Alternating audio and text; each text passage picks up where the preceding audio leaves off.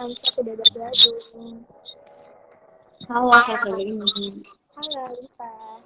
Kita sambil nunggu dokter dan juga mungkin pada teman-teman di sini boleh banget ya share linknya gitu, share info bahwasanya PT BMKI sama AMSA udah mau mulai nih live Instagramnya. Betul banget Iya, teman-teman. benar. Diajak yang lainnya untuk bergabung sambil nunggu dokter untuk join juga.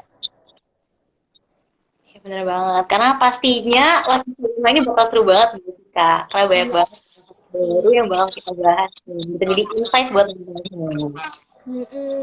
Nggak cuma seru banget, pasti bakalan bermanfaat banget ya, karena insya Allah ilmunya dari narasumber yang expert gitu di bidangnya. Benar banget.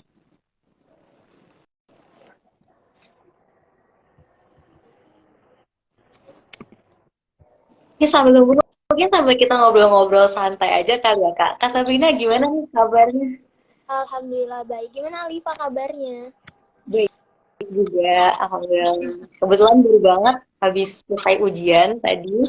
Oh iya. Gimana, udah lega banget lah ya habis ujian? Lega banget. Lega banget. Oh iya, dokter udah mau join. Ntar ya, kita gabungin dokter dulu ke sini.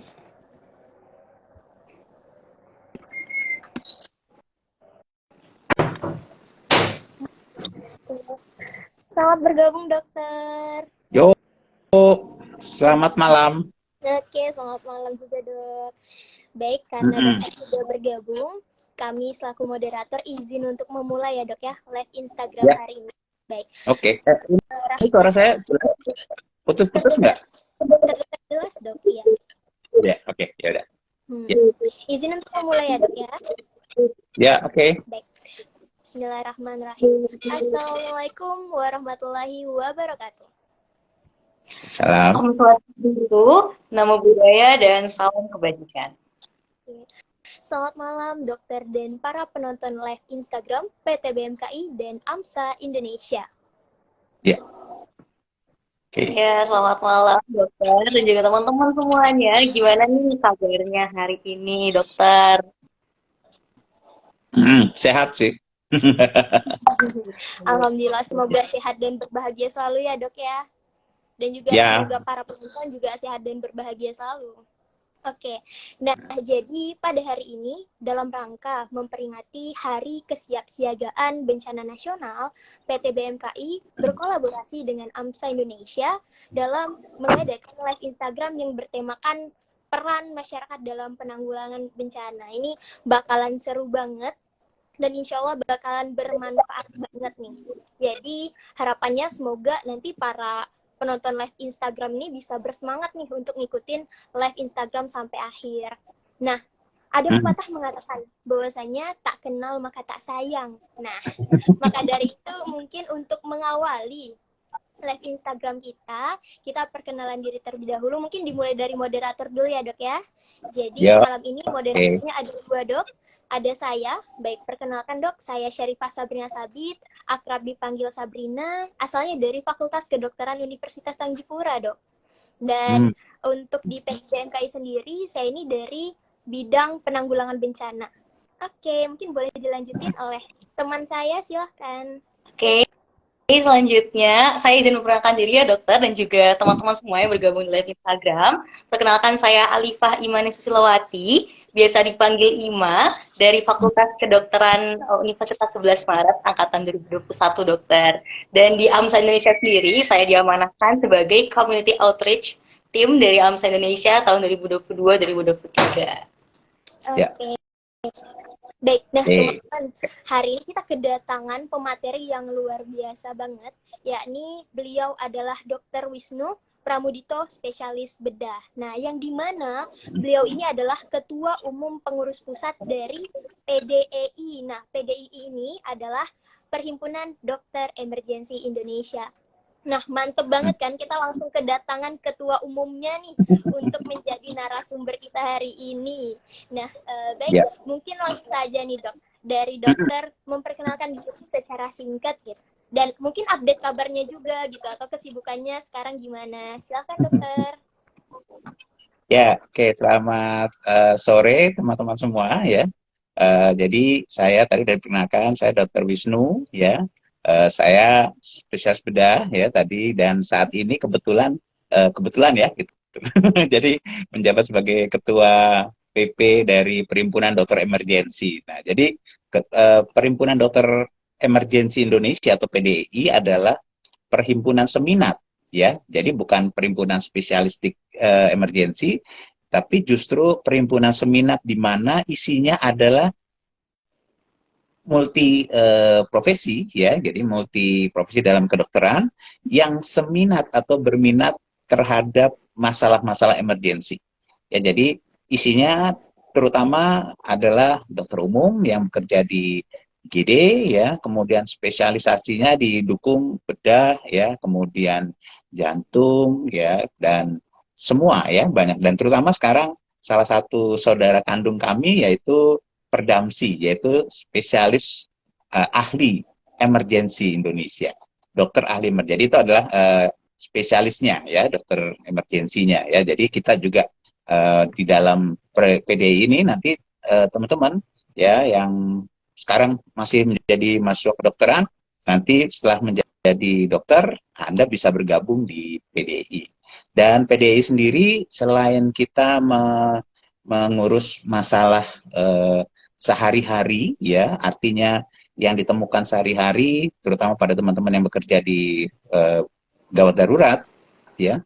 Tapi kami juga masuk dalam penanganan bencana ya, kemudian kita mempersiapkan juga dokter-dokter kita untuk lebih aware terhadap penanganan bencana terutama. Tapi tentu saja ya kedepannya ini yang masih kurang adalah kalau kita nanti mungkin teman-teman bisa melihat ya, kita punya yang namanya sistem penanggulangan gawat darurat terpadu ya. Nah, jadi pada penanggulangan gawat darurat terpadu itu terbagi menjadi pra rumah sakit dan rumah sakit. Kita seringkali masih sibuk bergumul dengan penanganan di rumah sakit. Nah, yang masih kurang adalah penanganan di pra rumah sakit. Dan di sini nanti peran-peran adik-adik ya sebagai mahasiswa kedokteran ya nanti bisa masuk di segmen ini gitu ya. Nah, masuknya apa? Nanti ya segmennya adalah menyiapkan superhero-nya itu. Jadi superhero-nya itu bukan kita, bukan saya ya, tapi superhero-nya adalah orang-orang awam ya, orang-orang awam yang nanti akan selalu menangani pertama ya setiap kasus emergensi ya. Nah, jadi nanti teman-teman akan masuk di situ ya dan bisa mempersiapkan diri untuk apa? Tujuannya nanti untuk menciptakan safe community ya. Jadi lingkungan yang aman dalam arti kata bukan penjahat ya. Jadi artinya siapapun saya misalkan sebagai instruktur segala macam, tapi suatu ketika saya terjadi sesuatu di pinggir jalan ya. Nah, kemudian orang yang tidak pernah mendapatkan pengetahuan tentang bagaimana cara mengangkat korban ya. Nah, itu akibatnya saya menjadi tidak aman ya gitu. Nah, jadi tugas kita banyak ya. Jadi bukan bencana itu bukan hanya yang kelihatan kemarin wah segala macam gitu ya. Tapi ada banyak bencana yang tidak kita duga yang akan terjadi di depan mata kita. Mungkin itu kira-kira. Oke, baik, Dok. Jadi hero-nya nggak cuma nakes atau emang spesialistik di bidang penanggulangan bencana, tapi masyarakat ya, Dok, sebenarnya ya, Dok ya? Betul. Ya, karena yang pertama kali menemukan masyarakat, yang pertama kali meminta pertolongan, yang pertama kali mengangkat adalah orang-orang awam itu. Ya, jadi masyarakatnya. Makanya penanganannya ya harus kita kasih kita kasih pelatihan buat mereka supaya mereka melakukannya dengan aman, dengan safe ya. Contoh misalkan yang paling sering terjadi adalah kalau kita melihat di luar ya tentang basic life support ya untuk melakukan CPR ya atau RJP. Nah, di luar itu semua sudah masuk di Amerika, di Jepang misalkan ya, mereka sudah masuk dalam kurikulum sekolah. Anak kecil mereka tahu kalau ada apa-apa mencet berapa. Ya, nah di kita mencetnya berapa coba? Kalau butuh ambulan, butuh ini mencet berapa? Nah, kan banyak yang lupa kita aja. Kita lebih kalau saya tanya lebih ingat emergensi ambulan atau IGD atau emergensi lapar. Kalau masyarakat ataupun saya sendiri mungkin lebih ke emergensi lapar ya dok ya. Nah, itu jadi meminta tolongnya saja masih bermasalah di kita, ya. Karena memang tidak diajarkan, ya. Jadi berapa nomor yang harus dipencet, ya. Kemudian bicara meminta tolongnya waktu menelpon, saya Dokter Wisnu, saya ada di sini, ada kejadian terus tiba-tiba putus. Nah, jadi cara meminta tolong pun sebenarnya ada caranya, ya. Jadi yang pertama dibilang yang diucapkan adalah nomor kita. Saya Dokter Wisnu, saya nomor sekian sekian sekian, ya ada kejadian baru tuh ya. Kenapa? Karena kalau suatu ketika putus dari dispatchernya atau dari kalau di kita di Indonesia sekarang 119 ya nomor emergensi nasional ya. Jadi 119 kemudian dia akan nelpon, oke, kalau kemudian terputus dia akan bisa menelpon ke nomor telepon kita. Nah, jadi dari itu saja kita sudah ketinggal banyak ya. Jadi kita mungkin tertinggal sekitar 30 tahun ya. Nah, jadi kalau kemudian ini kita ajarkan ke orang awam, belum lagi cara melakukan CPR yang benar, ya. Nah, jadi tentu saja dengan begitu kita bisa berharap bahwa respon time, ya, jadi respon time-nya itu bisa kita perkurang.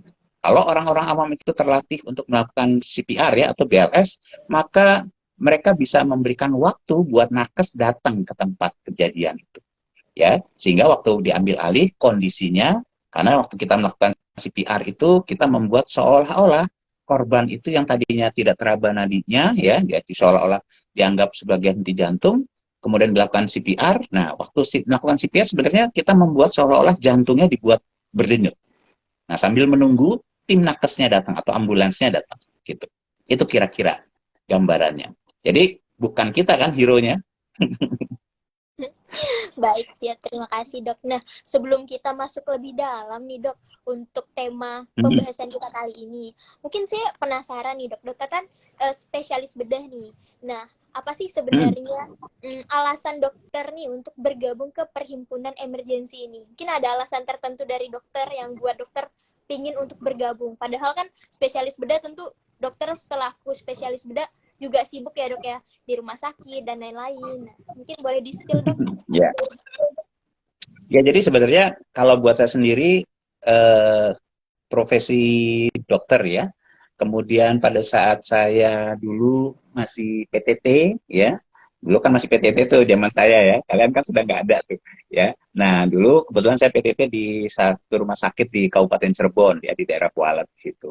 Dan di situ saya kebetulan waktu itu memimpin IGD ya gitu. Jadi saya dapat kesempatan atau kepercayaan untuk memimpin IGD. Nah, dalam waktu menangani di IGD, ya saya mendapatkan, oh ini tuh apa ya, penanganan kita ya sepertinya, wah kayak lihat film dulu waktu itu apa ya, filmnya IR ya, zaman dulu itu IR kan gitu. Wah kayaknya bedanya jauh banget tuh ya IR. Nah, terus kemudian dari situ ya, kemudian saya jadi lebih mengerti, oh ternyata teman-teman itu juga pendidikan kedokteran kita masih belum menciptakan dokter yang apa sudah bisa menangani di rumah sakit di emergensi ya, sehingga kemudian muncullah ada pelatihan kan ATLS, ada pelatihan ACLS ya. Nah, di situ juga baru tuh saya terbuka bahwa oh ternyata ada pemeriksaan yang lain toh. Ya, jadi apa yang kita selama ini dapatkan pada saat kedokteran melakukan pemeriksaan fisik, anamnesis ya, itu akan berbeda perlakuannya pada saat kita menangani pasien emergensi. Ya, kalau kita ingat kan, pada pasien emergensi ada primary survey atau primary assessment ya gitu, dan approach-nya kan berbeda. Ya, nah, kemudian setelah selesai PTT saya menjadi dokter IGD di beberapa rumah sakit di daerah Tangerang dan Jakarta. Ya, nah di situ juga sehari-hari kita ketemu pasien-pasien ini ya. Nah, dan kemudian dari situ saya masuk ke pendidikan bedah ya. Dan di bedah juga kita kan waktu residensi kita jaga IGD, kita jadi bosnya IGD istilahnya di bedah itu. Nah, jadi disitulah akhirnya kemudian teman-teman pada saat saya dulu ini kebetulan saya diajak oleh Dokter Adit ya yang sekarang ketua ID ya, karena kami dulu satu tempat pekerjaan ya, jadi diajak Adit ke ya di 118 dan kemudian juga dengan PDII. Pada saat waktu masih PDII baru dibentuk. Ya, salah satu founding father-nya atau yang membentuk itu adalah Dr. Adib waktu itu. Ya, nah jadi kemudian ya saya mulai ini dan ternyata memang apa ya kita berbeda ya cara berpikir, cara menilai. Karena kalau di IGD dalam menghadapi pasien kan berbeda. Pasien di ruangan sudah stabil semua. IGD kita nggak pernah tahu, ya. Nah, jadi kalau saya punya perumpamaan, kalau di IGD itu istilahnya yang jaga di situ tuh bukan tentara yang baru lulus, ya istilahnya tentara yang baru pendidikan dasar, tapi justru harus pasukan khusus pendidikannya. Karena kita nggak pernah tahu pasien yang datang itu apa, ya. Dan eh, kita juga nggak pernah tahu nih ya. Misalkan waktu itu pengalaman saya bekerja di suatu rumah sakit yang title-nya dulu Rumah Sakit Ibu dan Anak. Tapi karena rumah sakit itu di pinggir jalan besar di Jakarta Barat, ya kemudian justru pasien IGD-nya banyaknya pasien trauma, gitu. Ya, jadi orang kan tidak akan melihat bahwa ini rumah sakit ibu dan anak, ini rumah sakit jantung, ini rumah sakit gigi, ya. Tapi begitu ada kejadian terdekat dan di situ title-nya rumah sakit, dia akan bawa ke situ. Nah, jadi itu yang kemudian menurut saya ini menarik ya, gitu menarik dan buat teman-teman kita di PDI salah satu target kita adalah kita mengisi kekosongan tadi ya yang didapatkan di pendidikan kedokteran ya, pendidikan kita waktu baru lulus dan kita ingin menyiapkan bahwa ya si dokter emergensi kita harus kuat gitu. Ya. Karena saya merasa sendiri sebagai dokter bedah, ya sebagai dokter bedah kalau saya dikonsul, misalkan ya, nih dikonsul, dokter IGD-nya nggak bener, ke belakangnya pun akan nggak bener, gitu. Jadi misalkan dikonsul nih, paling gampang tuh usus buntu misalkan, ya. Nah, tapi dokter IGD-nya nggak cermat, ya, pasiennya wanita, dari perut, ya, kemudian dikonsulkannya ke penyakit dalam misalkan, ya. Padahal pada wanita bisa terjadi kehamilan ektopik yang nyerinya sama di sebelah kanan. Kalau kehamilan ektopiknya di sebelah kanan. Nah, itu kalau nggak benar, akhirnya ke belakangnya nggak benar semua. Nah, jadi itulah pentingnya kenapa kita di PDII, kita punya visi untuk supaya teman-teman yang bekerja di IGD, bukan hanya di rumah sakit, tapi juga di IGD puskesmas, ya, klinik, ya, supaya mereka bisa melakukan penanganan pada kasus-kasus emergensi, ya, sesuai dengan kapasitas dan sesuai dengan tempat kerjanya atau fasilitasnya itu mungkin. Nah itu yang membuat saya sekarang kalau teman-teman saya bilang saya oral surgeon. Tahu oral surgeon?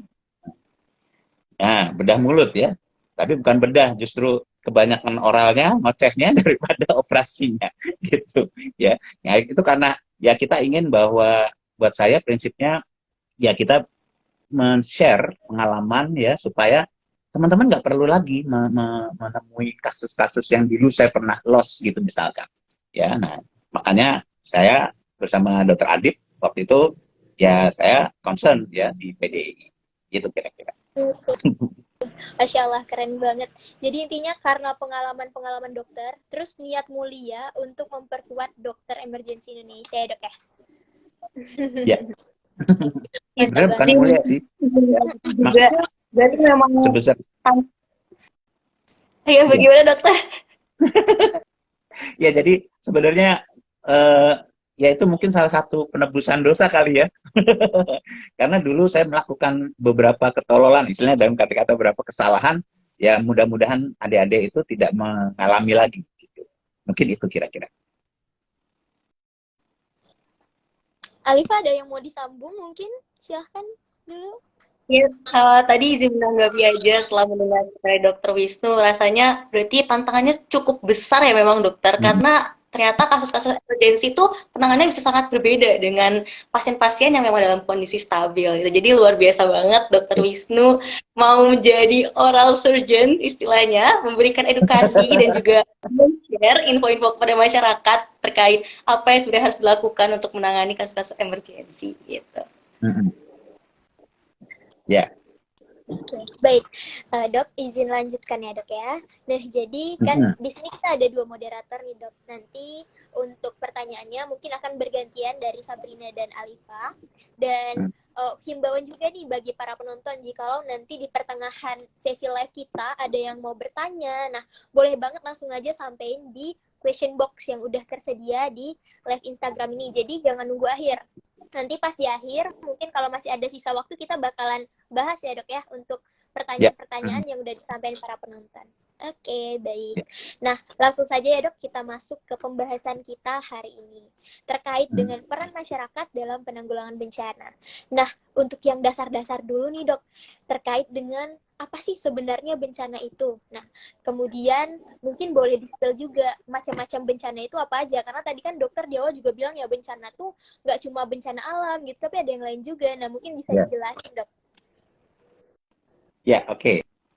Jadi yang namanya bencana ya itu kalau banyak apa ya eh, definisinya ya macam-macam. Tapi yang paling gampang adalah bencana itu adalah kondisi atau apa ya istilahnya perluasan ya dari kondisi sehari-hari. Ya, jadi eh, misalkan ya dalam sehari-hari kita kondisinya biasa kan, ya pelaksanaan biasa. Nah, terus kemudian tiba-tiba jangankan di rumah sakit deh, ya. Anda misalkan nanti di depan rumah lagi ngobrol gitu, tiba-tiba ada yang tabrakan atau jatuh misalkan, ya. Nah, itu bisa menjadi bencana kalau kita tidak tahu menanganinya. Itu yang paling gampang. Jadi adalah apa eskalasi ya, jadi eskalasi kondisi yang sebenarnya. Makanya eh, kita harus selalu siap kan istilahnya ya. Kita harus selalu siap nih. Ya apalagi kita sebagai dalam tanda kutip dokter ya. Orang nggak mau tahu ya. Adik-adik sebagai mahasiswa kedokteran mau tingkat 1, 2, 3 tapi tetangga tahu nih. Adik-adik itu semua adalah mahasiswa kedokteran ya. Jadi kalau ada apa-apa pasti yang pertama kali ditanya adalah kalian itu ya itu cara salah satu ini ya. Nah kalau kalian nggak siap dengan informasi ya dengan apa yang harus dilakukan itu yang menjadi bencana. Kenapa? Karena penanganannya nanti salah gitu. Nah itu yang kita bilang bencana. Memang kalau kita bilang apa saja bencana ya pertama yang bencana alam ya yang diperbuat oleh alam, maksudnya dihasilkan oleh alam, tapi juga ada bencana yang man-made ya. Nah, jadi salah satu ya. Jadi sekarang tuh kasus man-made itu apa yang akibat dari perbuatan manusia ya. Dulu waktu zaman saya ya, saya nggak pernah tuh di sekolah belajar bahwa suatu ketika ada pesawat yang jatuh di dalam kota. Ya kan? Ya, kita nggak pernah tuh dapat. Tapi kemudian terjadi Medan. Ya, kasusnya Medan. Ya, pesawat jatuh di tengah kota. Nah, kita nggak pernah bersiap untuk itu. Kita nggak pernah tahu bahwa oh yang namanya tsunami itu adanya di Jepang. Kita selama sekolah masuk kedokteran nggak pernah dibilang ya kan selalu bahwa yang namanya tsunami itu adanya di Jepang. Tapi begitu kasus Aceh baru kita nggak siap dengan jumlah korban yang sekian ratus ribu ya. Nah dan luasannya yang terkena bahkan sampai ke Afrika kan ya gitu. Nah jadi kita nggak pernah tahu sedunia nggak pernah tahu gitu ya. Nah sekarang man-made ini yang paling sering terjadi justru ya. Kalau saya mengutip kata-kata Prof Aryono ya, itu founding father-nya 118 dan juga kita bilang sebagai bapak disaster gitu ya, trauma, bahwa bencana alam di Indonesia tuh sopan. Sopan. Jadi kalau kebakaran ya pasti musim kemarau ya atau orang mau membuka lahan itu kan pasti ada waktunya gitu membuka lahan waktu itu zaman lagi sibuk apa lagi heboh-hebohnya kebakaran lahan ya kemudian ya banjir ya pasti waktu musim hujan ya dan kemudian berulang gitu ya makanya kalau Prof Aryo bilang bencana kita di Indonesia tuh sopan ya jadi tinggal kitanya nih ya mengerti nggak kesopanannya mereka itu belajar nggak dari kejadian-kejadian sebelumnya? Karena selalu bencana itu, bencana akan berulang. Ya, nah jadi itu contoh yang di Indonesia ya gitu. Jadi orang, oh ini daerah banjir nih, ya orang mau beli rumah ya harusnya menghindar dari tempat banjir, ya kan gitu. Harusnya dievaluasi, ya. Oh dulu pernah banjir di sini, ya dulu sering banjir di sini, ya.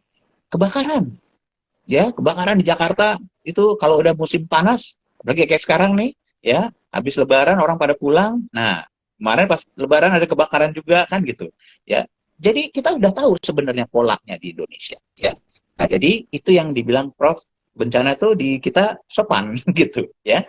Nah yang sering kali tidak kita kita apa ya kita sadari bahwa satu kebiasaan kita, ya kebiasaan kita tentang safety itu masih buruk.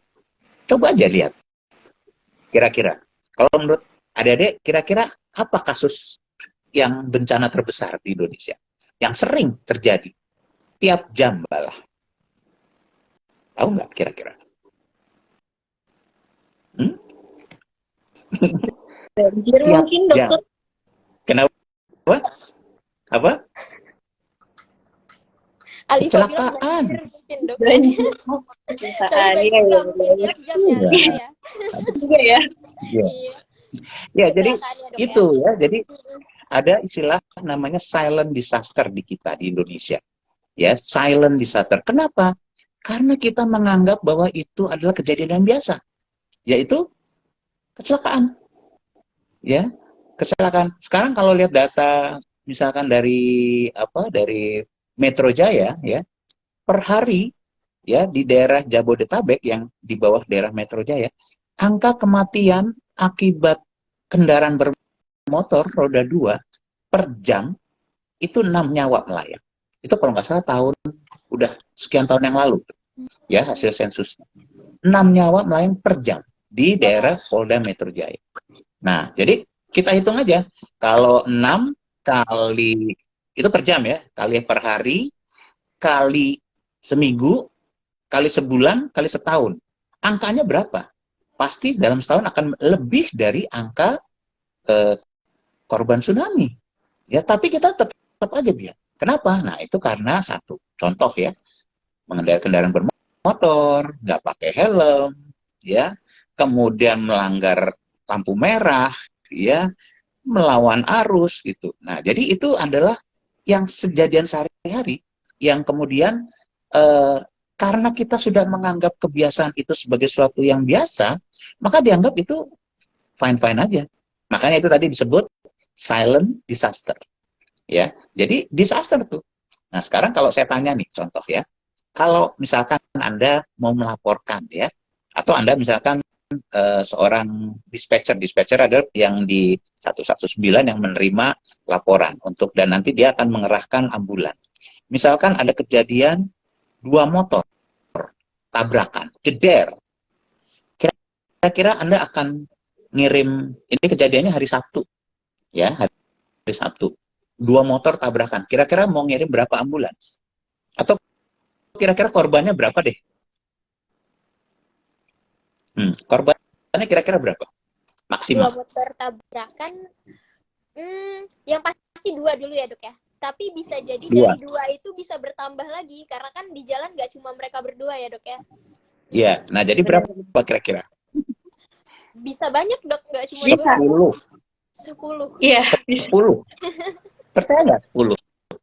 Percaya, Dok, percaya. Karena motor itu, ya, karena motor itu adalah kendaraan istilahnya kendaraan keluarga. Dan pada hari Sabtu Minggu orang berlibur kan, ya. Nah, jadi sekarang kita lihat nih, ya, motor tuh bapaknya satu di depan nyetir kan, ya. Di depan bapaknya ada anak yang pertama, berarti udah 2 ya. Di belakang bapaknya ada anak yang kedua, berarti udah 3. Di belakang anak yang kedua ibunya udah 4. Ibunya gendong yang paling kecil. 5. Jadi satu kendaraan itu bisa 5. Jadi kalau 2 motor tabrakan jeder bisa 10. Kalau motornya tabrakan beruntun, nah bisa berapa? Ya, nah itu salah satu contoh yang seringkali tidak kita pertimbangkan itu, ya.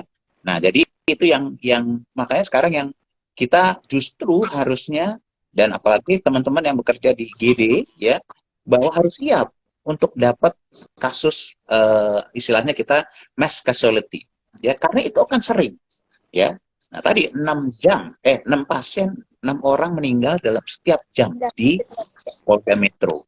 Ya, itu sudah kira-kira tahun 2019 atau 2017 gitu. Ya, sekarang mungkin sudah lebih panjang lagi. Kemarin mungkin pas waktu pandemi turun kan, ya, karena orang nggak pergi kan. Nah, tapi sekarang kan, kemarin aja saya di rumah sakit, waduh, begitu melihat hari buka rumah sakit hari pertama tuh habis libur Lebaran, ya hari Selasa itu di dalam penuh bang, ya. Terus parkirnya aja penuh. Saya lihat, tuh parkirnya penuh dan semuanya motor. Ya, nah jadi ini nih salah satu yang kita harus bersiap ya. Jadi adik-adik juga harus bersiap.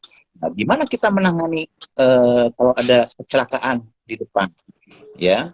Nah, jadi itu yang salah satu yang harus kita sebarkan ke masyarakat bahwa begini loh. Saya kemarin sempat, mungkin teman-teman ada yang melihat di IG di salah satu surat kabar ya, itu ada yang video yang orang ada yang jatuh dari motor, kemudian ada yang itu masuk YouTube kok nggak salah, terus ada orang yang marah-marah jangan diangkat gitu, ya. Itu benar, berarti dia tahu sudah pernah mendapatkan pendidikan emergency, ya, first aid, jadi nggak boleh diangkat. Itu yang paling sering, ya, karena begitu diangkat ya nggak ada yang ngangkat kepala, begitu diangkat kan tangan-tangan, kaki-kaki, begitu diangkat seret, pasiennya masih pakai helm, karena berat langsung kepalanya dengan kata plak. Nah, ada di tulang lehernya ada yang patah, tadinya patahnya stabil, begitu dia bergerak, plak, putus. Ya, nah sehingga parah ya dok ya. Iya, medula spinalisnya terjepit, ya robek, ya sudah. Itu ada, karena kan leher, makanya kenapa amankan leher? Karena leher ruas tulang belakang yang nempel sama kepala. Jadi di sumsum tulang belakang, kalau istilah orang awam ya, sumsum tulang belakang, kalau kita kan medula spinalis bilangnya kan. Nah, yang pertama kali berhubungan langsung dengan otak adalah bagian leher atau servikal. Jadi kalau di situ putus, pluk, semuanya ke bawah lumpuh. Nah, jadi nafas, otot, segala macam ya lumpuh, ya pasiennya nggak nafas. Ya kalau udah nggak nafas, goodbye. Gitu. Dan jadi itu cara-cara kemarin saya cukup apresiat ya. Jadi orang-orang awam yang sudah terlatih, nah ini harusnya memberikan edukasi buat masyarakat. Kemarin saya acungin jempol karena caranya melalui YouTube ya atau TikTok. Nah itu yang mungkin sekarang lebih daripada kita membuat pelatihan, membuat ini, mungkin lebih gaunnya lebih besar ya gitu. Nah saya harapkan nanti PTBM, MK ya, MKI, nah itu juga, atau teman-teman dari AMSA itu juga bisa membuat melalui channel-channel ini membuat edukasi gitu untuk masyarakat awam, yang bisa diakses untuk masyarakat awam, bagaimana melakukan CPR dengan benar, bagaimana melakukan first aid dengan baik. Nah itu tugas kalian nanti. Saya akan ngasih tugas kalian itu. Siap dok. Okay. Jadi intinya untuk bencana itu adalah perluasan dari kondisi sehari-hari ya dok ya. Jadi dalam kondisi sehari-hari pun kita harus aware dan bersiap gitu. Dan kita harus juga belajar terhadap apa yang udah terjadi. Dan yang terjadi terkait bencana nggak cuma non alam, nggak cuma alam aja kayak kebakaran lahan tadi ya dok ya, tsunami, tapi juga yang man-made gitu, yang dari manusia, yang bukan dari alam, kayak tadi kecelakaan ya dok ya, 6 kejadian dalam 1 jam itu banyak banget ya dok. Dan ya terkait dengan awam terlatih, itu peran mereka emang sangat penting ya dok ya. Dan mungkin itu bisa dibilang mereka adalah hero yang tadi kita sebut di awal ya dok ya, hero dalam kondisi emergency.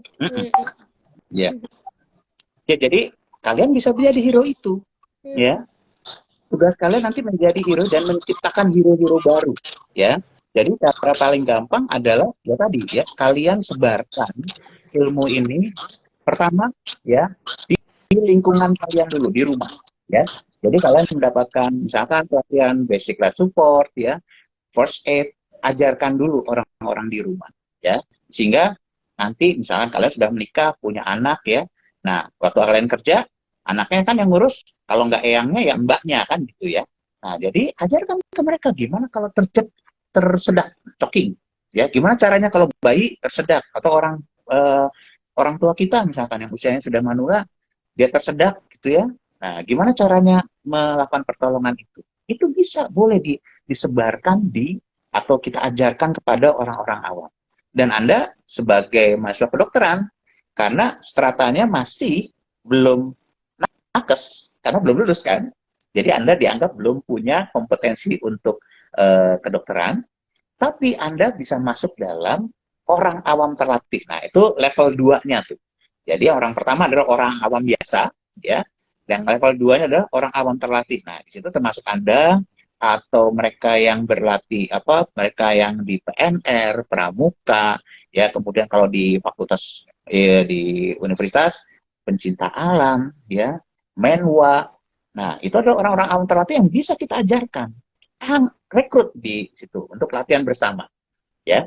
Kemudian baru memang yang lain-lain adalah pemadam, ya, polisi, security, ya. Nah, jadi banyak sekali target yang bisa kita lakukan sebenarnya di dalam lingkungan kita, gitu, ya, supaya mereka misalkan di kampus aja, ya. Kalau ada apa-apa, dosennya atau teman kita tiba-tiba terjatuh, nah gimana cara kita menangani, ya kan? Nah, jadi kalau kita nggak pernah dapat pelatihan itu atau tidak pernah didalami, ya itu akan susah, ya, sehingga apa yang terjadi adalah uh, time responnya akan memanjang, ya, respon time, ya, jadi penanganannya akan memanjang, sehingga kalau penanganan memanjang maka survival korbannya akan menurun, gitu, ya. Nah, jadi itu contoh, karena saya pernah waktu saya kuliah tingkat 1, teman saya kebetulan lagi ujian fisika waktu itu, tiba-tiba terjatuh, ya.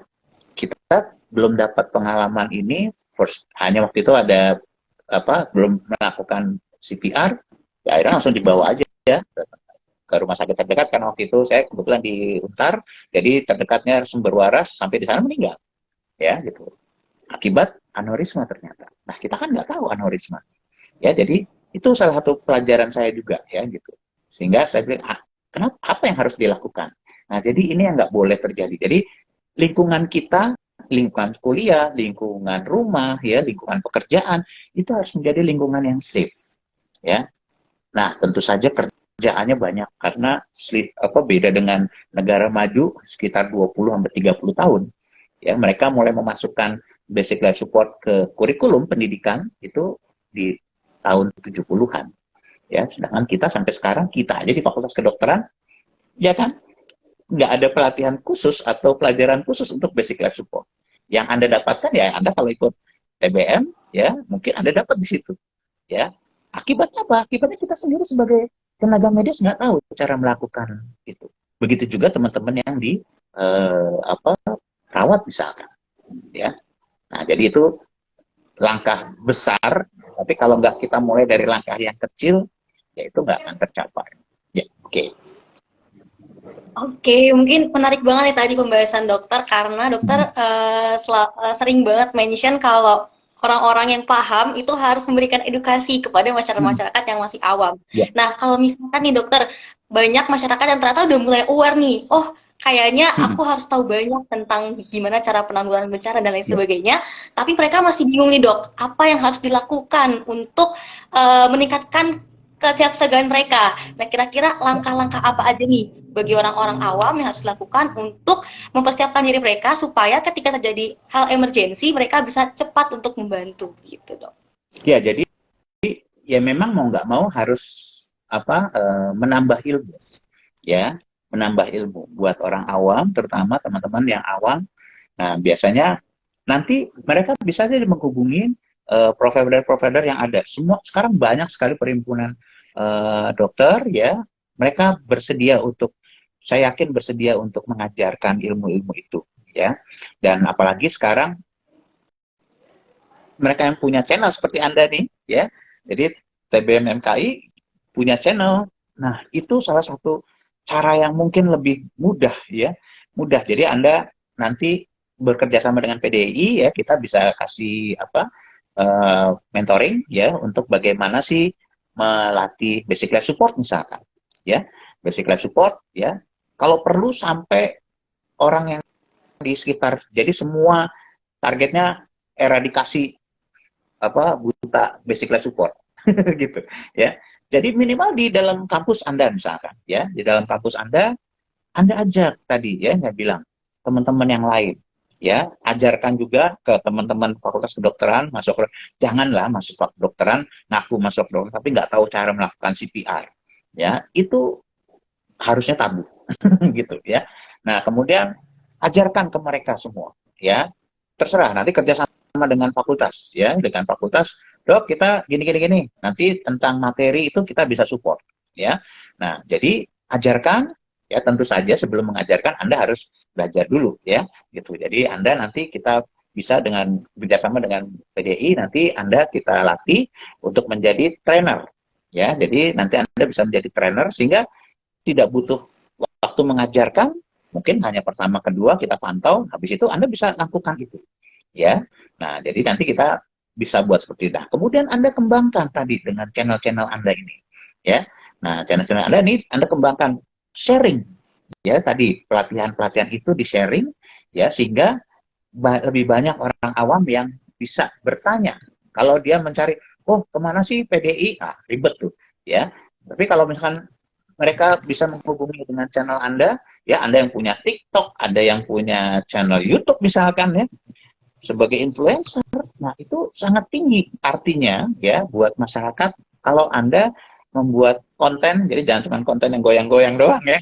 Jadi kontennya mengajarkan itu, ya, dan saya rasa itu akan lebih cepat gaungnya, ya, lebih cepat menyebarnya ilmu ini, ya, sehingga mereka orang awam tadi sudah lebih siap, ya, karena kadang-kadang kita itu apa ya, ya itu tadi sebenarnya jiwa jiwa Samaritan orang Indonesia tuh tinggi banget, ya, makanya kan kalau ada kecelakaan tuh semua ngerubung, ya, tapi karena mereka nggak punya tahu mau ngapain gitu, mereka cuma nonton doang gitu.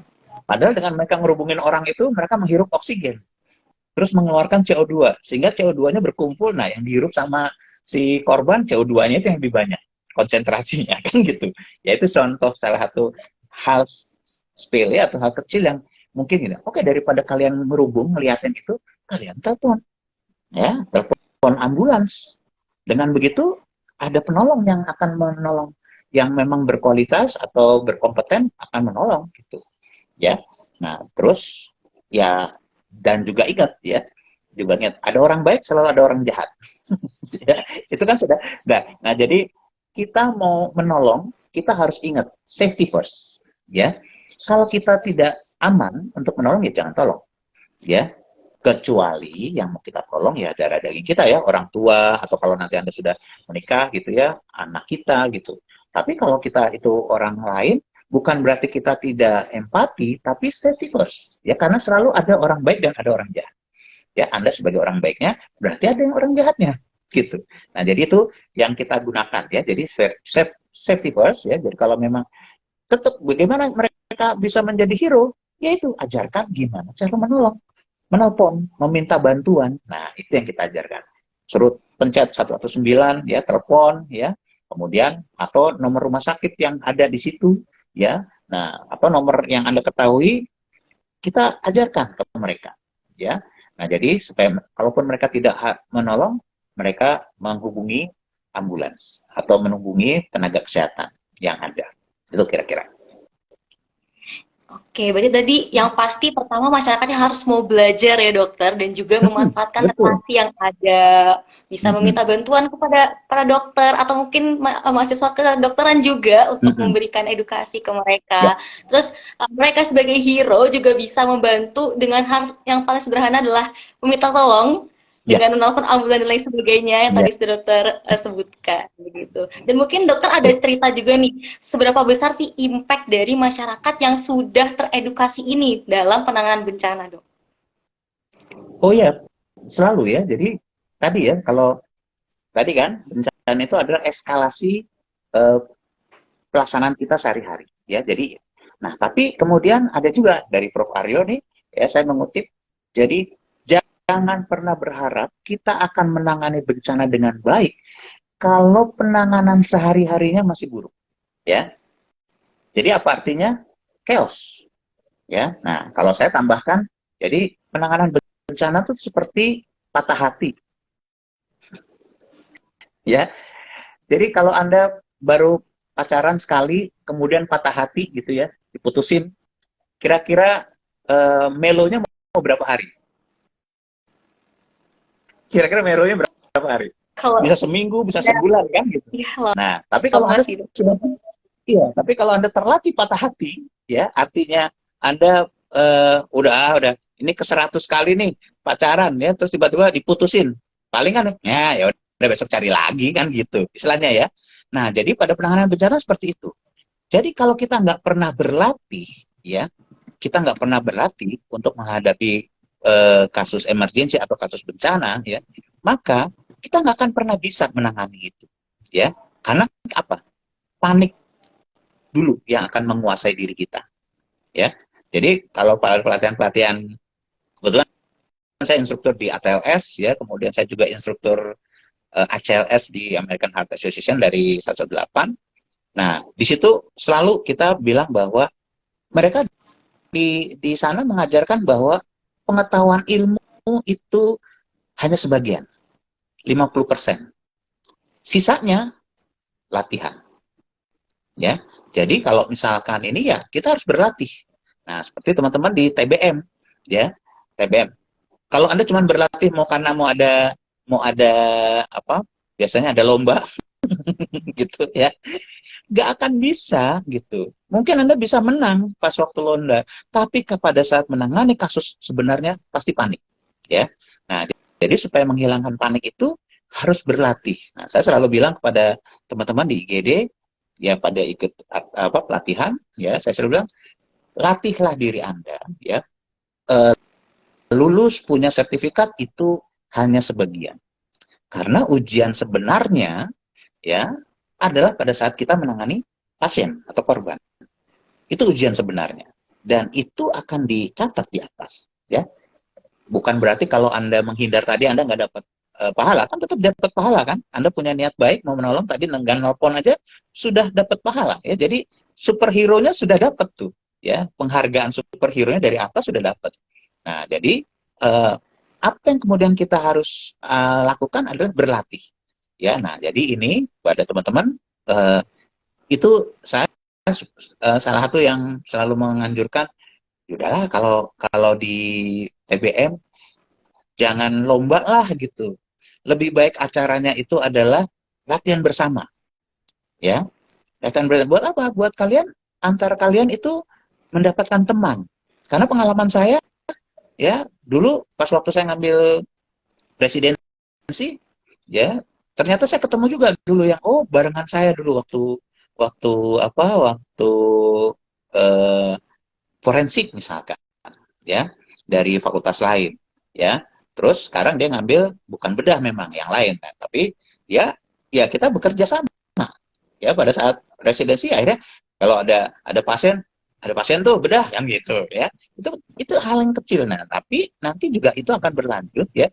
Jadi kumpulkan teman-teman kita, lebih baik kita mengumpulkan teman-teman, ya, daripada kita mengumpulkan rival kan.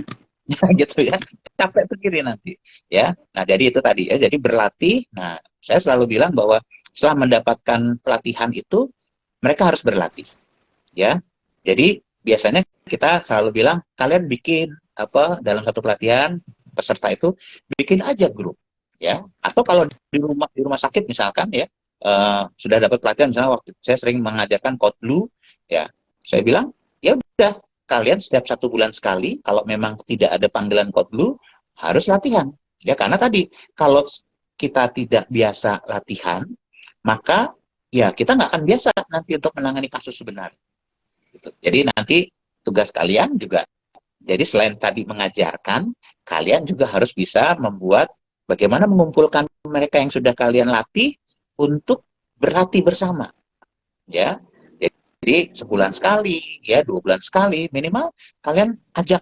Jadi kalau kalian melatih misalkan, ya, di fakultas kedokteran, Anda melatih si pencinta alam dari fakultas lain, ya. Kemudian Anda melatih satpamnya, security, it's okay, nggak apa-apa. Tapi harus berulang, ada kontinuitas supaya mereka lebih siap. Karena waktu latihan mungkin mereka nggak dapet, ya. Mereka masih apal nih. Tapi begitu selesai latihan, kan sama kalian kuliah kan, habis selesai keluar dari kuliah, mungkin udah lupa, ya gitu. Nah, jadi itu yang harus kita lakukan, ya. Jadi memang langkahnya masih panjang, ya, untuk mendapatkan yang ideal seperti di luar. Tapi kalau nggak kita mulai dari yang langkah kecil-kecil ini, mudah-mudahan ya itu bisa tercapai, ya. Makanya saya senang sekali waktu kemarin dapat, dok mau ini, oke siap. Gitu. Kenapa? Karena saya bisa share, ya share. Jadi dengan Anda sebagai mahasiswa kedokteran bersiap, ya, menyebarkan ini, itu akan lebih memudahkan masyarakat. Ya, jadi jangan tunggu jadi dokter dulu untuk berguna. Ya, oke. Ada lagi? Oke, siap. Ya, jadi berlatih itu amat penting ya, Dok ya. Karena tadi Ya. dokter bilang ujian sebenarnya itu adalah saat menangani pasien, bukan hanya yang saat kita ujian di fakultas ya, Dok. Betul, iya. Karena memang benar sih, Dok. Kalau misalnya habis ujian di fakultas, bisa jadi apa yang udah kita pelajari setelah itu bisa buyar gitu. Kalau kita nggak latih lagi. Betul. Jadi emang latihan itu sangat penting. Baik, Dok. Nah, jadi kan tadi kita udah ada nyebut tuh di awal bahwasannya ada masyarakat awam yang memang awam banget, terus ada masyarakat awam terlatih. Contohnya kayak kami yang belum lulus dokter yang udah dapat pelatihan. Nah, mungkin dari dokter bisa ngasih tips nih, Dok. Gimana kita selaku mungkin dari dokter lah ya, dokter-dokter emergency, dokter-dokter yang emang ahli di penanggulangan bencana, untuk melibatkan masyarakat awam terutama dalam program-program penanggulangan bencana. Karena kan kalau masyarakat awam nih mungkin agak lebih sulit di reach dibanding kayak mahasiswa kedokteran atau yang lain-lain. Nah, seperti itu mungkin bisa diberi tipsnya, Dok. Oke, jadi untuk penanggulangan bencana sekarang itu ada program namanya di Kemenkes, ya. Jadi namanya cadangan tenaga kesehatan, ya, cadangan tenaga kesehatan. Jadi di pusat krisis di Kemenkes itu mereka membuat cadangan tenaga kesehatan. Dia merekrut, ya, tenaga nakes maupun non nakes, ya. Nah, jadi nanti tapi syaratnya mereka harus sudah terbentuk. Jadi misalkan kayak non nakes itu mereka yang sudah terdaftar, dan karena harus mendaftar, ya, mendaftar di Kemenkes, ya, sebagai NGO, ya, dalam arti kata memang misalkan mereka relawan, ya, relawan, tapi nanti akan didata oleh Kemenkes, Anda relawan itu apa spesialisasinya, ya. Jadi misalkan kan ada macam-macam, ya, ada rescue misalkan, ya, dan kita kan Anda dilatih di kedokteran nggak untuk rescue kan, gitu, naik gunung. Makanya waktu itu saya sempat bilang ke TBM, udah jangan deh gitu, ya, lombanya sampai vertical rescue gitu, karena ada yang punya kemampuan itu. Tugas kita medis ada di belakang. Begitu mereka sudah diambil, ya, baru kemudian kita setting zona aman istilahnya. Nah, kita baru bekerja di situ. Nunggu pasiennya datang, kita baru tangani, ya, istilahnya gitu secara mediknya. Nah, jadi nanti itu akan didata oleh Kemenkes. Nah, kita pun misalkan teman adik-adik nih TBM, ya, kalau memang TBMKG kemudian mau ini kan, ya, punya tim yang bisa untuk membantu bencana misalkan, ya, daftarkan ke pusat krisis Kemenkes, ya, untuk tenaga cadangan kesehatan, ya. Nanti di sana sama puskes akan diseleksi lagi, ya, ini masuknya kemana nih. Jadi istilahnya nanti menjadi tim IMT, ya, IMT tim yang level berapa, ya. Nah, jadi itu nanti disitulah nanti kalau kemudian ada kejadian bencana besar misalkan, ya, di suatu tempat di provinsi, nanti mereka akan mendata tadi tenaga-tenaga yang sudah tercatat, sudah terdaftar, ya, dan mereka yang terutama di daerah dekat bencana itu. Jadi nggak lagi semua berangkat dari Jakarta, dari mana gitu. Tapi mereka akan mengaktifkan tenaga-tenaga yang ada di daerah itu, ya, dalam satu provinsi itu minimal, ya. Nah, jadi supaya penanganannya lebih cepat, Nah, jadi nanti artinya tugas kita adalah tadi menciptakan tenaga-tenaga itu. Ya, tadi melatih mereka supaya mereka bisa nanti sebagai nakes maupun non nakes ya menangani bencana ya. Karena jangankan orang di luar ya, kita pun yang medis seringkali nggak tahu kalau bencana mau ngapain gitu ya. Seringkali nggak tahu. Akibatnya semua sibuk ramai-ramai datang ke tempat bencana padahal bencananya sudah aman ya misalkan, atau korbannya nggak butuh tindakan dari luar, cukup dengan kapasitas lokal misalkan ya. Nah, sehingga resourcesnya nggak terbuang ya, karena untuk mengerahkan tim itu butuh resources, dana, logistik segala macam ya. Nah, jadi itu yang nanti mungkin bisa kita kerjakan ya. Jadi kita menyiapkan mereka minimal untuk menangani daerah yang sekitar kita tadi ya, rumah ya, tempat kerja, sehingga nanti tercipta safe community itu tadi ya. Jadi kita meninggalkan rumah kita aman, bahwa di rumah oh sudah tahu nih kalau ada apa-apa ya, nomor teleponnya sudah ditempel misalkan ya. Kalau kita bekerja di suatu tempat ya sudah safe gitu. Jadi kalau misalkan nanti Anda bekerja mendaftar ke rumah sakit, Anda juga harus melihat nih rumah sakit punya disaster plan nggak? Latihannya ini enggak ya. Kalau rumah sakitnya bertingkat, ini berapa kali latihan latihan kebakaran? Rumah sakit bertingkat gedung tinggi ya misalkan ya gitu. Terus alurnya kemana? Bener nggak latihan? Nah, kalau rumah sakitnya nggak bener, ya lebih baik Anda nggak mendaftar ke situ, karena berarti rumah sakitnya tidak safe ya gitu. Nah, kalau terjadi sesuatu pas Anda jaga, nah loh ya Anda jadi korban lagi ya. Nah, jadi itu contohnya ya di bagian terkecil. Jadi selalu kita mengingatkan bahwa gak usah kita memikirkan sebagai hero pada bencana yang besar, justru kita menjadi hero pada orang-orang terdekat kita itu ya. Jadi dalam lingkungan kita, lingkungan rumah, lingkungan kerja ya, lingkungan sekolah ya. Nah, itu yang harus kita siapkan gitu kira-kira. Jadi memang harus melibatkan lingkup-lingkup kecil dulu ya, Bro ya. Orang-orang terdekat kita dulu gitu. Kayak Betul. tadi rumah, tempat kerja, baru nanti lingkup-lingkup kecil itu bisa jadi lingkup yang besar. Ya, Dok. Betul. Ya. Oke, terus berarti juga intinya harus tahu kapasitas masing-masing juga ya kan dok. Jadi kayak harus tahu tugasnya kita betul. sebagai orang awam apa, sebagai mahasiswa kedokteran apa, sebagai nakes apa gitu. Ya, betul. Oke. Ya. Nah ini jadi ada pertanyaan lanjutan dok dari pertanyaan sebelumnya dari Kak Sabrina. Menurut dokter sendiri apa saja nih tantangannya ketika nakes ini melibatkan masyarakat awam dalam penanggulangan bencana? Selain tadi dari kita harus melatih mereka atau mungkin pengetahuan masyarakat yang kurang, mungkin ada tantangan-tantangan lain dok yang bisa diceritakan. Iya, jadi tantangan yang paling gampang kita bukan paling gampang maksudnya, yang paling akan sering muncul adalah bahasa. Ya.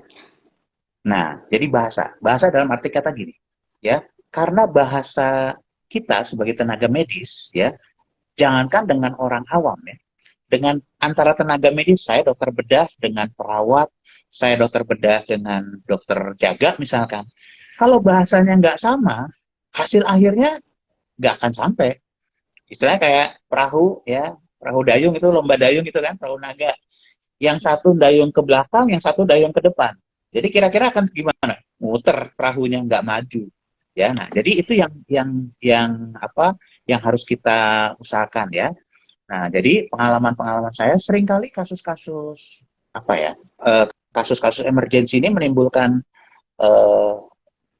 hektik istilahnya ya. Nanti kalau kalian sudah masuk Koskap tuh ya, pasti akan melihat tuh hektik, tegang ya, kemudian perawatnya tegang, akhirnya dokternya atau yang DPJP-nya bahasanya tinggi ya, marah-marah gitu kan gitu. Saya nggak mau ngomong kebun binatang ya, kalau itu zaman dulu saya, sekarang mungkin udah enggak ya, gitu. Jadi marah-marah gitu, ya. Nah itu nggak akan nggak akan menyelesaikan masalah. Justru masalahnya jadi ribet. Nah yang menderita siapa dari kondisi itu? Ya pasiennya. Ya. Iya kan, yang lagi kita pasien yang menderita. Nah, jadi makanya ya, ini juga saya mudah-mudahan ada ada yang menonton ini dari pihak fakultas ya. Karena kita kurang, kalau saya merasa nih, kita kurang mendapatkan komunikasi itu, ya. Sehingga waktu kita bekerja, seringkali jangankan dengan orang awam, ya, dengan tenaga medis yang lain, tenaga yang lain, kita bekerja bukan dengan ngomongan, tapi dengan telepati. Apa tuh? Ya, tuh lo pasang infus, lo RJP ya, gitu. Nah, operan jaga tuh, apa artinya? Kira-kira? Udah jam 2, gue udah mau pulang, tahu. Gitu ya. Nah, itu kebiasaan karena selama pendidikan, saya terus terang aja ya, saya nggak tahu sekarang, tapi saya rasa sama lah ya. Selama pendidikan kita tidak pernah dilatih untuk melakukan komunikasi dengan baik, ya. Nah, itu saya pun baru merasa itu setelah saya jadi instruktur, karena saya harus mengajarkan, ya, dan dalam salah satu pelatihan itu juga diajarkan peserta harus tahu. Salah satunya misalkan tadi know your limitation, ya. Jadi harus ngomong. Misalkan, oh saya belum pernah dapat nih pelatihan tentang misalkan defibrilator. Anda nggak pernah tuh latihan defibrilator. Kemudian pas waktu ini, ya Anda pegang defibrilator. Apa yang terjadi? Pada saat kejadian kita menangani pasien, begitu ya shock, gitu ya, untuk di defib, kita ini gimana nyalainnya? Ya. Jadi kan butuh waktu untuk menerangkan itu. Nah, itu salah satunya karena apa? Karena kita tidak biasa untuk mengucapkan bahwa oke, maaf dok, saya belum dapat pelatihan itu. Itu salah satu hal yang ini. Nah, itu baru dengan yang tenaga medis nih. Apalagi dengan masyarakat. Nah, jadi gimana cara komunikasinya? Ya tadi, mereka harus diajarkan alurnya. Ya kayak misalkan CPR. Ya, CPR harus bergantian kan, misalkan ya. Nah, mereka bisa diajarkan, ya. Tapi mereka tinggal, oke, Pak, lihat saya ya, gitu. Terus nanti begitu, oke, udah 2 menit harus berganti supaya nggak kecapean. Ya, Bapak pencet ini ya, ikutin aja irama ini. Nah, jadi harus kita punya irama untuk menentukan berapa kali dia untuk menggenjot. Udah, sini posisi tekan aja, Pak. Ya, itu cara salah satunya yang kita ajarkan, ya, untuk ke masyarakat awam.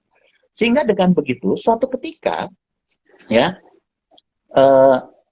orang-orang awam itu yang kita sudah latih, ya, begitu ada suatu ketika misalkan kita lagi jalan-jalan kemana, kemudian kita ketemu, ya, amprukan, kan enak tuh. Pak, yang kemarin ikut latihan ya? Ya, dok, gitu. Yaudah Pak, gini ya. Ya, siap. Nah, jadi lebih cepat kan? Bahasanya nyambung. Tapi kalau kita nggak pernah melatih mereka, bahasanya nggak akan nyambung. Ya, dan mereka akan takut. Ya, mereka akan takut kita minta, ya Pak, minta tolong ya, gitu. Nah, jadi itu akan membuat mereka takut. Nanti kena apalah, dituntut lah segala macam lah gitu. Ya. Nah, jadi memang itu tadi yang saya bilang. Jadi karena jeda pengalaman atau ininya itu jauh dengan masyarakat, dengan negara maju ya. Ya kita memang harus mulai dari yang langkah-langkah kecil itu. Ya, jadi kembali lagi ya. Jadi kita mulai dari langkah kecil. Nah, memang sekarang salah satunya adalah komunikasi tadi ya. Saya ingat bahwa dalam dokter bedah ada satu pelatihan yang mengajarkan how to tell bad news. Nah, saya nggak tahu nih di Fakultas Kedokteran apakah itu diajarkan. Harusnya diajarkan. Gimana cara memberitahu pasien itu meninggal, ya. Jadi Anda bayangkan kan kalau dibilang tuh, Pak, udah meninggal nih Pak, gitu. Kalau Anda jadi keluarganya apa? Golok keluar ya. Jadi raut wajah kita gitu, dan tidak membelas, tapi ya kita menunjukkan empati, ya. Kemudian yang paling sering juga misalkan yang sering membuat pasien itu marah.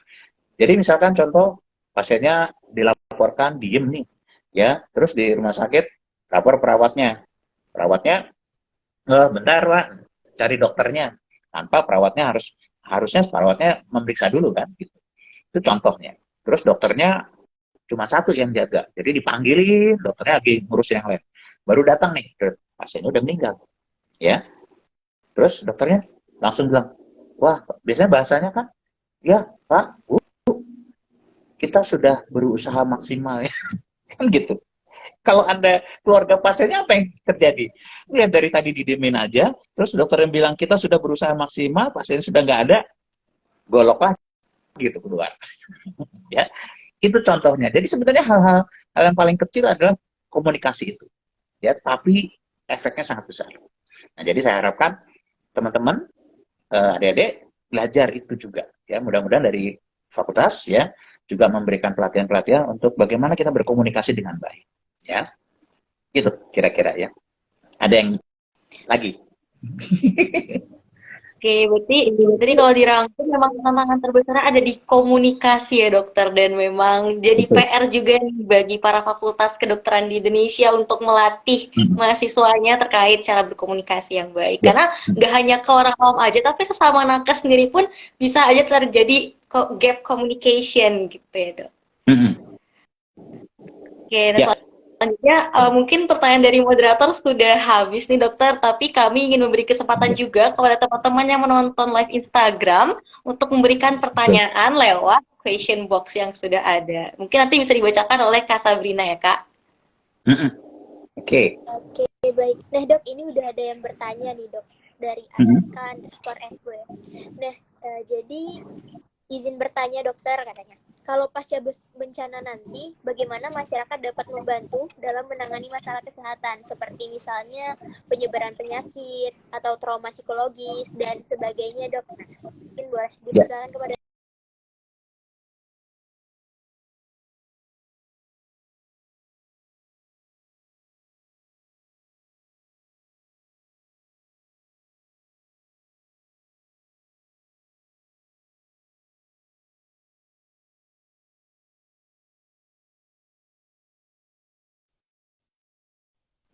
ya.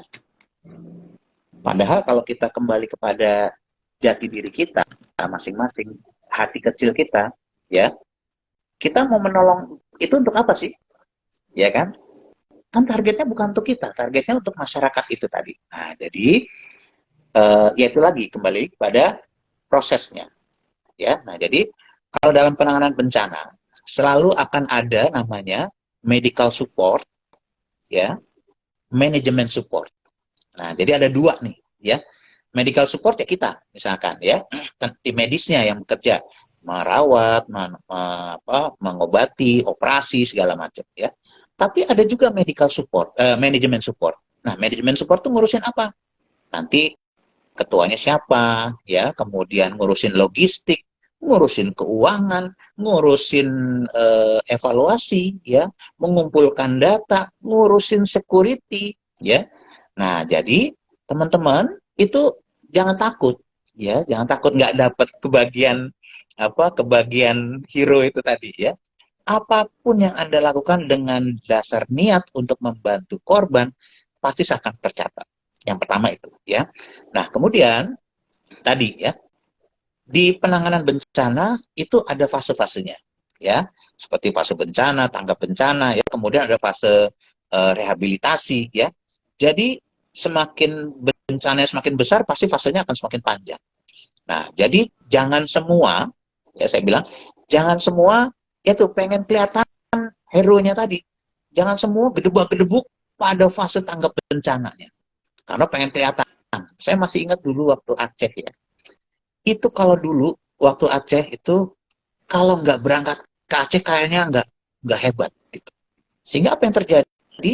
Semua banyak relawan-relawan yang kita nggak tahu, ya, berangkat ke Aceh sendiri, ada yang ikut, pertamanya ikut dari tim-tim yang lain, ya, ngantri di depan Halim, ya, nggak berangkat ini atau pakai apalah gitu. Tapi apa yang terjadi di sana? Karena mereka tidak punya kemampuan, tidak punya keilmuan, dan tidak punya logistik, akhirnya mereka jadi pengungsi di sana. Ya, jadi itu kenyataan, ya, banyak sekali seperti itu. Jadi sampai di sana mereka nggak tahu mau kemana, mau ngerjain apa, ya, sehingga kemudian 2-3 akhirnya mereka gabung di pos pengungsian. Loh, kita bilang, loh, ini dari mana mas? Iya, kita dari Jakarta. Ya elah, bilang gitu. Kalau sekarang ada yang lebih ini lagi namanya apa disaster tourism. Jadi datang, ya kan sekarang gitu kan, datang ke daerah bencana, terus sudah gitu foto-foto, habis itu kabur lagi. Yang penting mereka punya gambar di tempat bencana. Ya buat apa gitu kan? Ya jadi jangan semua apa namanya resources atau tenaga logistik segala macam habis di tanggap bencananya. Karena kita justru yang lebih panjang waktunya adalah rehabilitasinya itu. Seperti tadi misalkan ya penyebaran penyakit, ya trauma psikologis itu adanya di belakang. Setelah minggu kedua, ya. Nah, jadi yang tadinya contoh, yang tadinya mereka punya komorbid misalkan, ya DM misalkan, ya kencing manis.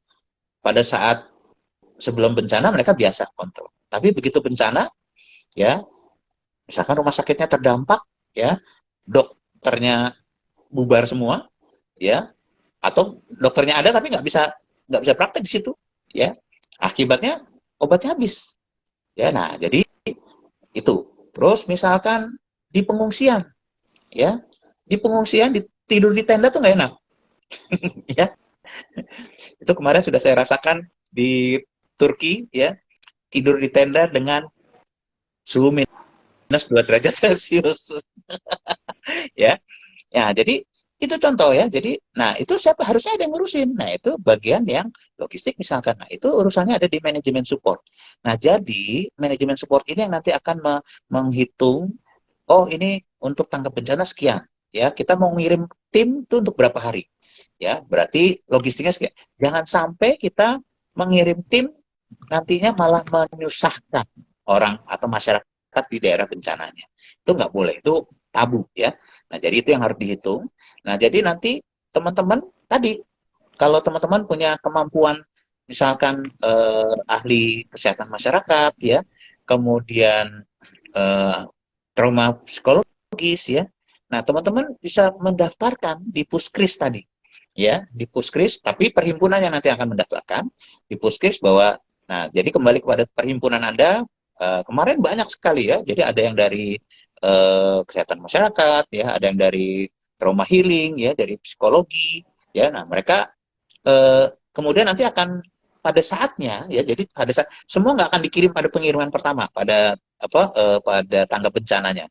Justru mereka-mereka itu yang nanti akan dikirim pada fase rehabilitasi, ya, gitu. Nah, jadi tenang aja teman-teman, itu tadi ya bisa dilakukan, ya. Jadi tetap ada ininya, akan dicatat di atas. Niat aja kan akan dicatat kan, gitu, ya. Oke, mungkin itu kira-kira. Ada yang lain? Baik. Berarti memang banyak sekali sebenarnya dok ya, masyarakat itu bisa berperan gitu, nggak terbatas, tapi kembali lagi nanti terkait dengan kapasitas dan kemampuan. Jangan sampai niat baik mau nolong orang malah jadi korban ya dok ya. Betul. Ya. Oke. Nah dok, mungkin di sini untuk di question box-nya juga udah nggak ada lagi. Nah, Oke. itu saya kembalikan kepada teman saya dulu nih, Alifah. Silakan untuk melanjutkan. Oke, terima kasih banyak dokter atas jawaban-jawaban dari pertanyaan tadi. Karena keterbatasan waktu juga, jadi mungkin sesi talk show-nya bisa kita cukupkan hari ini. Tapi sebenarnya saya ingin menyampaikan kesimpulannya dulu nih dok, dari hasil perbincangan kita hari ini. Nah, jadi tadi di awal tuh udah disebutkan kan, bencana itu adalah kondisi ketika terjadi elevasi atau perluasan dari kehidupan sehari-hari dan kita tidak mengetahui cara penanganannya. Nah, bencana yang paling sering terjadi itu malah bencana yang man-made, yang seperti tadi dokter jelaskan, ketika ada kecelakaan yang penyebabnya memang manusia itu sendiri. Nah, masyarakat ini sebagai orang awam itu harus mau belajar tentang penanggulangan bencana agar bisa berperan dalam membantu penanggulangan bencana tersebut. Nah, mahasiswa kedokteran sebagai orang awam yang masih belajar juga dan suatu saat akan menjadi orang yang paham, nah ini harus bisa menjembatani nih untuk memberikan ilmu juga kepada orang-orang awam tersebut.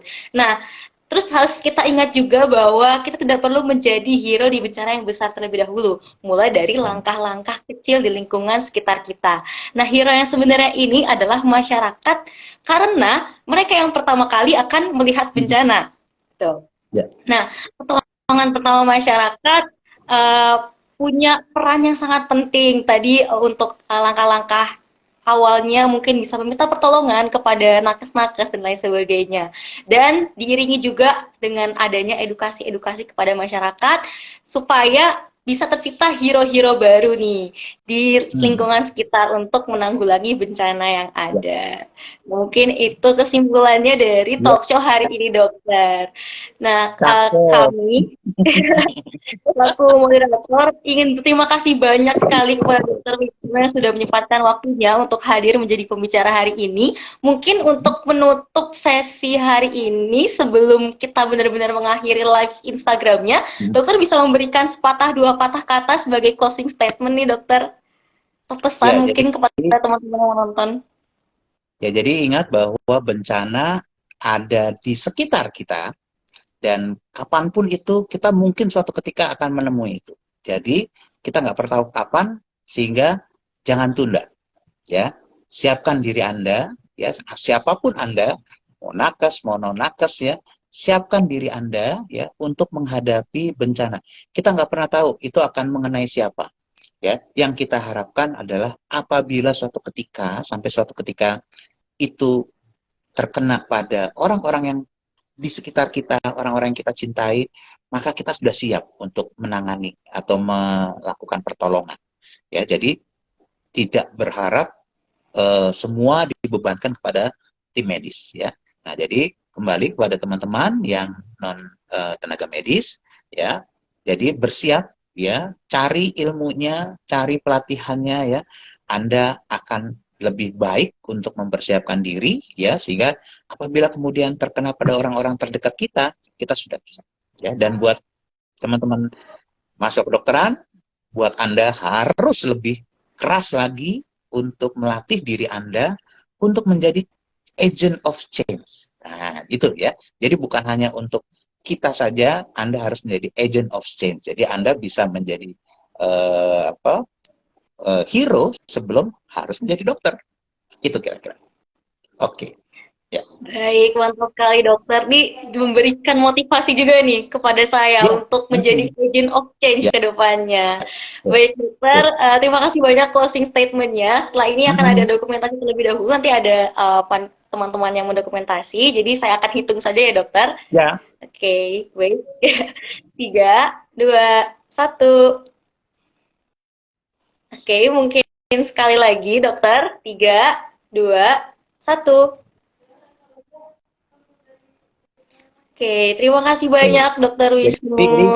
Ini tuh artinya zero mortality, ya. Jadi ini adalah lambang zero mortality. Jadi artinya selagi kita jaga, nggak boleh ada yang meninggal. Itu kita di emergency itu yang kita gunakan. Oke, ya.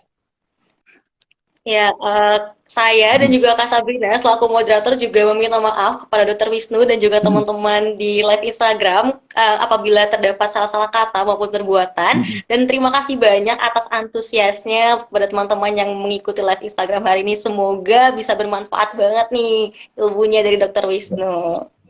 Ya, oke. Sama. Sale-sale kate maafin ya. Makasih banyak ya, Dok. Ya, oke. Yo.